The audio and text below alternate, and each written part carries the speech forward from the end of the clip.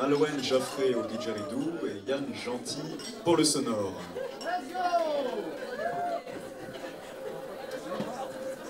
À la fin d'un âge, ô fils de Kunti, toute création matérielle rentre en moi.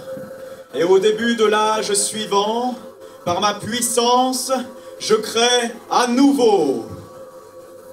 La forêt est profonde, ancienne. Les arbres poussent sur les arbres, et les arbres sur les arbres. La canopée tremble, vibre. Des myriades d'oiseaux colorés éclatent à la lumière des spasmes de chlorophylle. Le ver avale le ver. L'humus désagrégé s'enfonce avec un bruissement léger de cathédrale. Je suis, en chaque corps animé, le feu de la digestion. Puis tout s'enfonce.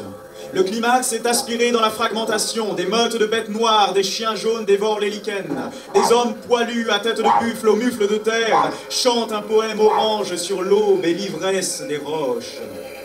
L'Est s'enfonce dans la glace et l'Ouest dans le feu. Les bouleaux deviennent incandescents. J'entre en chacune des planètes et à travers mon énergie les maintiens dans leur orbite. Des ermites verts, des ibis, jacana, jaseur, des moucherolles à poitrine fauve, envolées blanches et vides dans le ciel, le souffle du vent, le sol gris cendre. Sous la forêt, la roue recommence à tourner. Sous la cendre apparaît la braise. Sous la braise, la forêt. Sous la forêt, la roue. Dans la roue, l'extase. Dans mon crâne, l'espace s'élargit. De nouveaux troncs émergent. Une dent d'ours, un tremblement bleu, une plume d'oie. Des vapeurs d'ozone s'échappent, laissant passer un langage d'ébullition, une buée sans commencement ni fin. Elle dit... Teint informe de criquet rouge, l'ennui complexe de l'art mouillé, paysage viril, désordre des brousses, densité refluge et acajou flamboyant des brumes et ronds d'Occident. Le seul et unique chant, celui des rapaces diurnes, des citelles, cri du puma et cri du fleuve.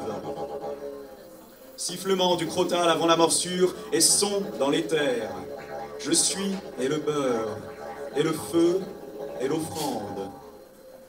Les arbres s'érigent, métaphysique éjaculatoire des météores souterrains. Du bourgeon naît l'amphibien, la souris, l'orignal, l'albatros, le cosmos dans l'œil des mammifères. Je sais tout et je le révèle. Du bourgeon naît le tapir, la moufette, le tamia, le lézard, le blizzard dans l'aile des engoulevents. Je sais tout et je le révèle. Le creux débordant de l'imagination des montagnes, l'anoxie transcendée du territoire nitassinan des herbes folles, l'amas des feuilles dans le vent plus difficile à construire que les tours vagissantes des pyramides Moloch.